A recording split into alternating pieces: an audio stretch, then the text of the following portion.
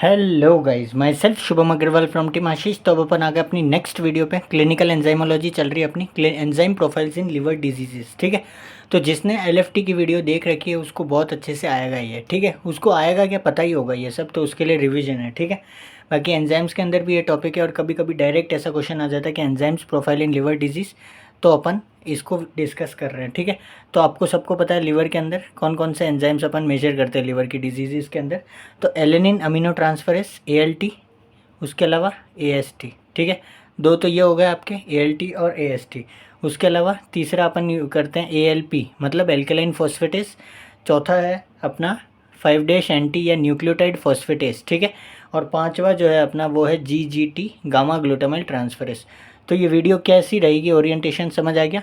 अपन इन 5 enzymes को discuss करेंगे और कौन कौन सी डिजीज़ में ये एंजाइम्स बढ़ते हैं। ठीक है, किस में बढ़ते हैं वो तो समझ आएगा, लिवर की डिजीज़ में बढ़ते हैं। ठीक है, तो सबसे पहले स्टार्ट करते हैं ALT। ALT की फुल फॉर्म क्या है? Alanine amino transferase. ठीक है, नोट्स में सब लिखा हुआ। और इसको और क्या बोलते हैं? SGPT। ठीक है, प्रोटीन मेटाबॉलिज्म। ठीक है, याद आ रहा है ना? इसकी फुल फॉर्म क्या है? Serum glutamate pyruvate transferase. ठीक है, पायरुवेट ट्रांसफरेस। और ALT की क्या है? Alanine amino transferase. ठीक है, तो ये सब तो पता ही है। ठीक है, ये तो ऐसे ही है। और इसकी रिएक्शन भी पता होगी, प्रोटीन मेटाबॉलिज्म में अपन ने बहुत अच्छे से देखी थी। क्या होती है मतलब एलेनिन, कौन सी रिएक्शन? रिएक्शन का नाम बता दो फटाफट, क्या बोलते हैं इस प्रोसेस को?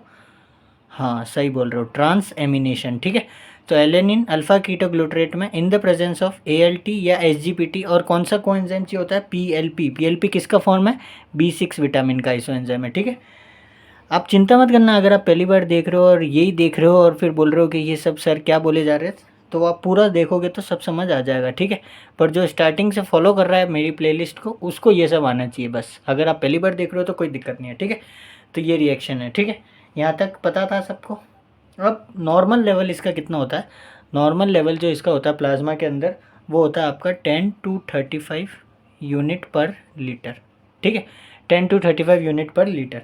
अब अपन देख रहे हैं क्लिनिकल एंजाइमोलॉजी, तो इसका क्या वेरिएशन आ रहा है तो बहुत हाई वैल्यूज़, थोड़ा गला ख़राब हो रहा है उसके लिए सॉरी। ठीक है, वेरी हाई वैल्यूज़ मतलब वेरी हाई का मतलब में कितना? 300 से 1000 तक बढ़ जाती है। कौन सी डिजीज़ में बढ़ जाती है? In cases of acute hepatitis. ठीक है, एक्यूट हेपेटाइटिस के अंदर ये बहुत ज़्यादा राइज हो जाती है। और ये बात ALT और AST ये दोनों अपन पढ़ेंगे, तो ये दोनों लिवर डिजीज़ में बढ़ती है। But ALT is more specific for liver disease because L for liver, L for ALT। ठीक है, तो ALT ऐसा याद रखना कि ALT इज़ मोर स्पेसिफिक। ठीक है, तो ये तो वेरी हाई की हो गया। मॉडरेट राइज की अगर मैं बात करूँ तो 50 to 100 यूनिट पर लीटर।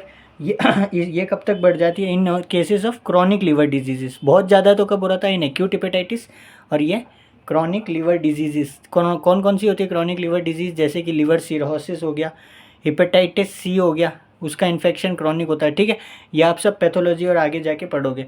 उसके अलावा एक कंडीशन होती है नैश मतलब नॉन एल्कोहलिक स्टीएटोहेपेटाइटिस, तो ये भी क्रॉनिक कंडीशन है लिवर की, तो इनमें बढ़ती है। ठीक है, और अपने पिछली वीडियो में बात करी थी, ये कौन सा एंजाइम है? इंट्रा सेलुलर एंजाइम है, इंट्रा सेलुलर एंजाइम है। ठीक है, तो कोई भी अगर डैमेज या नेक्रोसिस होगी, डैमेज या नेक्रोसिस लिवर की, तो ये लीक हो जाएगा प्लाज्मा के अंदर। ठीक है, और प्लाज्मा के अंदर इसका लेवल बढ़ जाएगा और उसको आप अच्छे से बढ़े हुए लेवल को आप रिपोर्ट करवा के देख लोगे और उसकी डायग्नोसिस बना दोगे। ठीक है, तो इस तरह से ये अपना पहला एंजाइम हुआ।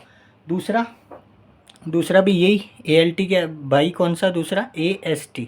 ठीक है, तो AST का मतलब एस्पार्टेट अमीनो ट्रांसफरेस, इसको क्या बोलते हैं? SGOT। इसकी भी फुल फॉर्म वही सीरम ग्लूटामेट या पायरुवेट की जगह आ जाएगा ऑक्जेलो एसेटेट ट्रांसफरेस। ठीक है, इसकी भी रिएक्शन सबको पता होगी। एस्पार्टेट सेम रिएक्शन है ऊपर और नीचे वाली, aspartate alpha ketoglutarate trans amination reaction AST और SGOT in the presence of PLP as a coenzyme it forms oxalo acetate, इसीलिए इसका नाम SGOT है, एंड ग्लूटामेट। ठीक है, तो मैंने पहले ही बोल दिया, ये रिएक्शन अगर नहीं आती है तो प्रोटीन मेटाबॉलिज्म बहुत अच्छे से अपन ने ट्रांस एमिनेशन डीएमिनेशन पढ़ा है, कोई दिक्कत नहीं है। पहली बार देख रहे हो तो फालतू लोड लेने की तो कोई बात ही नहीं है। ठीक है, तो it is marker of liver injury.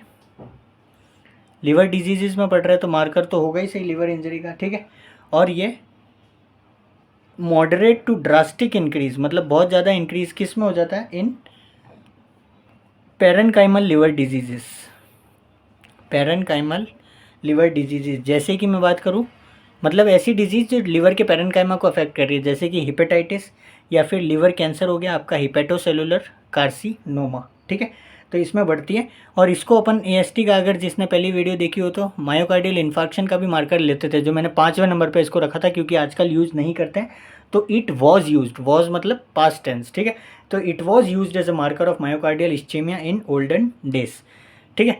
फिर एक स्पेसिफिक बात, इसकी इंपॉर्टेंट बात यह है, हाँ, कि alcoholic liver disease, alcoholic liver disease, ठीक है, एल्कोहल के कारण जो फैटी लिवर और जो प्रोग्रेशन होता है, तो एल्कोहलिक लिवर डिजीज़ में ध्यान रखना। एल्कोहलिक लिवर, मैंने बताया कि लिवर डिजीज़ में आपका L for liver, L for ये होता है, तो सारी लिवर डिजीज़ में ALT मोर स्पेसिफिक होता है, ठीक है, बट एल्कोहलिक लिवर डिजीज़ में AST is rise more than ALT, ठीक है, तो AST ज़्यादा स्पेसिफिक हो जाता है, ठीक है। नॉर्मली अगर मैं बात करूँ तो AST इज़ टू ALT का जो रेशियो होता है वो आपका लेस देन 1 होता है, ठीक है, बट AST और ALT का रेशियो अगर मोर देन 1 हो जाता है तो आपका एल्कोहलिक लिवर डिजीज़, ठीक है, और ये मोर देन 2 हो गया तो highly suggestive of alcoholic liver disease, ठीक है, तो ये रेशियो भी ध्यान रखना, कभी कभार पूछ लेता है, ठीक है। तो ये आपका हो गया दूसरा एंजाइम। अब अपन बात करते हैं तीसरा, कौन सा था तीसरा, alkaline phosphatase, ALP, alkaline phosphatase, ALP, alkaline phosphatase, ठीक है। ध्यान आ रहा है ये कहाँ पढ़ा था अपन ने, कहाँ पढ़ा था, आइसो एंजाइम्स के अंदर, अभी जस्ट 2-3 वीडियो पहले ही पढ़ा था, ठीक है। तो ये क्या है, ये एक्टो एंजाइम है। एक्टो एंजाइम मतलब it is localised on cell membrane, ठीक है, सेल मेम्ब्रेन पे, और it is associated with transport function, है ना, इसका ट्रांसपोर्ट फंक्शन है, लीवर में भी है, किडनी में भी है, इंटेस्टाइनल म्यूकोजा में भी है, ठीक है। तो एक्टो एंजाइम है, इतना ध्यान रखना। और नॉर्मल लेवल इसका होता है 40 to 125 यूनिट पर लीटर, ठीक है। यूनिट लिख रहा हूँ मैं, ये इंटरनेशनल यूनिट कहीं लिखा है तो सेम ही है, ठीक है, इंटरनेशनल यूनिट या यूनिट, उसमें कोई दिक्कत नहीं है। बट अब मैं एक बात बताता हूँ कि चिल्ड्रन में क्या इसकी वैल्यू ज़्यादा होती है, क्यों होती है ये आप सोचो, ठीक है, मैं नहीं बता रहा, ये सोचो, कमेंट करना, ठीक है, बता ही देता हूँ मैं। तो चिल्ड्रन में इसकी हायर वैल्यू क्यों होती है, because there is increased osteoblastic activity in children. समझ आया, लिंक हुआ, कुछ नहीं हुआ तो अभी और लिंक कर देते हैं, ठीक है। मतलब चिल्ड्रन में बोन फॉर्मेशन ज़्यादा होता है ना, तो ऑस्टियोब्लास्टिक एक्टिविटी ज़्यादा होती है, इसलिए चिल्ड्रन में इनका लेवल ज़्यादा होता है। तो अपन को ध्यान हो तो आपने आइसो एंजाइम्स इसके पढ़े थे, तो कौन कौन से थे, फटाफट से रिवीजन करते हैं। बिलियरी एक तो था, अल्फ़ा 1 था, ठीक है, जो लिवर डिजीज़ में बढ़ रहा था। उसके बाद कौन सा था, एक प्लेसेंटल था, ठीक है, जो अल्फ़ा 2 था, और HS मतलब हीट स्टेबल था। उसके अलावा तीसरा कौन सा था, कौन सा था, लीवर आइसो एंजाइम, वो भी अल्फ़ा 2 था बट हीट लेबाइल था, ठीक है। उसके बाद कौन सा था, प्री बीटा, जो कि बोन का था। उसके बाद गामा, जो कि इंटेस्टाइन आइसो एंजाइम था। और एक आपका था ल्यूकोसाइट का फॉर्म, ठीक है, ल्यूकोसाइट ALP, ठीक है। तो ये अपन ने बहुत अच्छे से देखा था, इसलिए मैंने अभी यहाँ नहीं, तो मैंने यही बताना चाह रहा हूँ कि ये बोन आइसो एंजाइम जो है, तो ये नॉन स्पेसिफिक है, बहुत सारी डिजीज़ में बढ़ रहा है। तो बोन में क्योंकि ऑस्टियोब्लास्टिक एक्टिविटी ज़्यादा चिल्ड्रन में होती है, इसलिए चिल्ड्रन में इनका एक लेवल ज़्यादा देखने को मिलता है, ठीक है।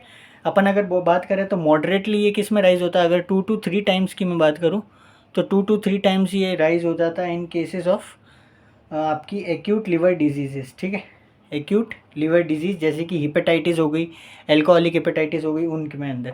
अगर अपन बात करें और ज़्यादा इंक्रीज़ किस में हो जाता है, 10 to 12 टाइम्स किस में इंक्रीज़ हो जाता है, तो इन केस ऑफ किस में 10 to 12 times in case of extra hepatic obstruction, ये इंपॉर्टेंट है, ठीक है। एक्स्ट्रा हिपेटिक ऑब्स्ट्रक्शन मतलब ऑब्स्ट्रक्टिव जॉन्डिस के अंदर बहुत ज़्यादा ये लेवल मिलने को मिलता है, ठीक है। तो जॉन्डिस के अपन ने देखा भी था कि ALP का लेवल बहुत राइज होता है, कौन से जॉन्डिस में, ऑब्स्ट्रक्टिव जॉन्डिस में, मतलब गॉल स्टोन्स या उसकी वजह से जो हो रहा है ऑब्स्ट्रक्शन हो रहा है उसके कारण जो, ठीक है। और बहुत ज़्यादा लेवल अगर मान लो कि 10 to 25 टाइम्स अगर बहुत ज़्यादा इतना ज़्यादा बढ़ गया है, ठीक है, कि इतना ज़्यादा बढ़ गया, तो वो मान लो फिर सजेस्टिव है कि कोई बोन की डिजीज़ है, जैसे कि जिसमें ऑस्टियोब्लास्टिक एक्टिविटी बढ़ गई हो, जैसे कि पेजेट डिजीज़, ऑस्टियोमलेशिया हो गया आपका, रिकेट्स हो गया, ठीक है, हाइपर पैराथायरॉयडिज्म हो गया, इन चीज़ों में बढ़ती है, ठीक है। तो ये ध्यान रखना कि मॉडरेटली ये 2 to 3 टाइम्स किस में बढ़ता है, हिपेटिक डिजीज़ के अंदर, 10 to 12 टाइम्स ये आपका एक्स्ट्रा हिपेटिक ऑब्स्ट्रक्शन में, और आपका बहुत ज़्यादा अगर बढ़ा हुआ है तो ये बोन डिजीज़ को सिग्निफाई करता है, ठीक है। तो ये तीसरा हो गया एल्कलाइन फॉस्फेटेस। अब अपन देखते हैं कितने थे, 5 थे ना, 3 तो हो गए, अब अपन देखते हैं बच रहे 2, ठीक है। चौथा कौन सा है? चौथा है आपका 5' न्यूक्लियोटाइडेज, ठीक है, जिसको मैंने न्यूक्लियोटाइड फॉस्फेटेज भी लिखा था, ठीक है, दोनों बोलते हैं, जो आपको पूछे उस नाम से, ठीक है। 5' एंटी ज़्यादा प्रेफर करते हैं लोग न्यूक्लियोटाइडेज, ठीक है। 5' न्यूक्लियोटाइडेज नॉर्मल लेवल इसका होता है 2 to 10 इंटरनेशनल यूनिट पर लीटर, ठीक है। अब ये क्या होता है? Moderately increase in hepatitis. बस आपको इतना ध्यान रखना है, ये मॉडरेटली और वो सब आपको धीरे धीरे आप जब डिजीजेस पढ़ोगे ना, जब आपको बहुत अच्छे से समझ आएगा, ठीक है। इतना लोड लेने की कोई बात नहीं है इसमें, ठीक है। आसान चीज़ें, बहुत ज़्यादा आसान है ये, ठीक है। सबसे आसान आपको यही लगने वाला है। It is highly elevated in biliary obstruction. अब ये इंपॉर्टेंट यहाँ पे एक बात और आ जाती है, ठीक है। हेपेटाइटिस में बढ़ता है, हेपेटाइटिस में तो ALT AST सब बढ़ रहे थे, ठीक है। हम उससे पता लगा लेंगे इसकी क्या ज़रूरत पड़ गई हमको। इसकी ये ज़रूरत पड़ गई कि बिलियरी जो ऑब्स्ट्रक्शन में ये बढ़ रहा है, मतलब ऑब्स्ट्रक्टिव जॉन्डिस के अंदर ये बढ़ता है, ठीक है। बट अपन ने पिछले वाला कौन सा देखा था? ALP, वो भी बढ़ता था, बट वो बोन डिजीज़ में भी बढ़ जाता था, ठीक है। तो वो नॉन स्पेसिफिक था, तो उसको रिप्लेस कर दिया अपन ने 5' एंटी से, कि भाई अगर ये बढ़ा हुआ है तो उसके बाद ये भी करा लो एक बार। अगर ये भी बढ़ा है तो पक्की बात है कि हाँ भाई ऑब्स्ट्रक्टिव कॉन्डिस या फिर बिलियरी ऑब्स्ट्रक्शन, कोई गॉल स्टोन्स है, ठीक है, उसकी वजह से होगा, ठीक है। तो ये स्पेसिफिक मेथड है 5' न्यूक्लियोटाइडेज, क्योंकि ALP तो ओस्टियोब्लास्टिक एक्टिविटी जहाँ भी होती थी वहाँ भी बढ़ जाता था, बट ये इसका कोई बोन से लेना देना नहीं है, उसका बोन आइसोएंजाइम था इसलिए, ठीक है। समझ आ रही है बातें? और लास्ट है अपना gamma glutamyl transferase, GGT, gamma glutamyl transferase. इसका भी नॉर्मल लेवल भी किसी का याद मत रखना, ये तो मैं ऐसे ही लिख रहा हूँ, बाकी कोई लेना देना नहीं है, ठीक है। अगर कहीं ऐसी रिपोर्ट आती भी है तो उसका नॉर्मल तो साइड में लिखा हुआ होता है ना उसके, फिर अपन क्यों याद करके भेजा मारी करें, ठीक है। तो it is moderately increased in infective hepatitis. Liver की कंडीशन है तो हेपेटाइटिस में तो बढ़ेगा ही सही, और prostate cancers and prostate cancers, ठीक है। ये स्पेसिफिक अगर कभी पूछ ले कि प्रोस्टेट कैंसर में भी GGT बढ़ता है, बट इसकी क्लिनिकल इंपॉर्टेंस ये नहीं है, वो तो हर किसी में बढ़ रहा है, ठीक है। इन्फेक्टिव हेपेटाइटिस में तो बहुत सारे मार्कर बढ़ते हैं, बट इसकी क्लिनिकल इंपॉर्टेंस क्या है कि it is sensitive to detect alcohol abuse, ठीक है। मतलब it is increased in alcoholics में even when other LFT are in normal limit, कि जब दूसरे LFT भी नॉर्मल लिमिट में होंगे ना, जब भी ये बढ़ा हुआ होगा तो पता चल जाएगा कि हाँ इस बंदे ने दारू पी रखी है, शराब पी रखी है, ठीक है। तो it is very highly sensitive to detect alcohol abuse. मतलब जितना ज़्यादा GGT का लेवल होगा is directly proportional to the amount of alcohol intake, जितनी ज़्यादा एल्कोहल पियोगी उतना ज़्यादा आपका GGT लेवल बढ़ा हुआ होगा, तो इसकी ये ज़्यादा इंपॉर्टेंस है, ठीक है। तो लीवर डिजीज़ के अंदर अपन ने जो एंजाइम पैटर्न्स देखे वो आपने सबको पता ही होगा ज़्यादातर, ठीक है। फटाफट से देखते हैं कौन कौन से देखे अपन ने। सबसे पहला ALT, more specific liver disease, AST, ठीक है। बट एल्कोहलिक लिवर डिजीज़ में AST ज़्यादा, ये बात अपन ने कर ली थी। उसके अलावा एल्कलाइन फॉस्फेटेज, बट इसके बहुत सारे आइसोएंजाइम्स होते हैं, बोन वाले में भी इंक्रीज होता है, इसलिए ज़्यादा स्पेसिफिक नहीं है। तो ठीक है, ऑब्स्ट्रक्टिव जॉन्डिस के लिए मोस्ट स्पेसिफिक फिर क्या हो गया? 5' न्यूक्लियोटाइडेज, ठीक है। उसके अलावा लास्ट अपन ने एल्कोहल अब्यूज़ पता लगाने के लिए GGT, गामा ग्लूटामाइल ट्रांसफरेज, ठीक है। तो ये लिवर डिजीज़ का पैटर्न हो गया, ठीक है अपना। इसमें क्या हार्ड था बताओ? ये 5 एंजाइम्स के बारे में थोड़ी बहुत बातें करनी थी और ये अपना ख़त्म, ठीक है। क्लिनिकल एंजाइमों में अपन बहुत आगे बढ़ गए। अपन ने हार्ट अटैक के मार्कर्स देख लिए, मतलब कार्डियक बायोमार्कर्स देख लिए, और लिवर डिजीज़ के पैटर्न देख लिए, ठीक है। अब और कुछ छोटी छोटी डिजीज़ है, एक लास्ट वीडियो अपन और बनाएंगे क्लिनिकल एंजाइमोलॉजी की, ठीक है। फिर अपने एंजाइम्स खत्म हो जाएंगे, ठीक है। तो मिलते हैं अगली वीडियो में। जय हिंद, जय भारत।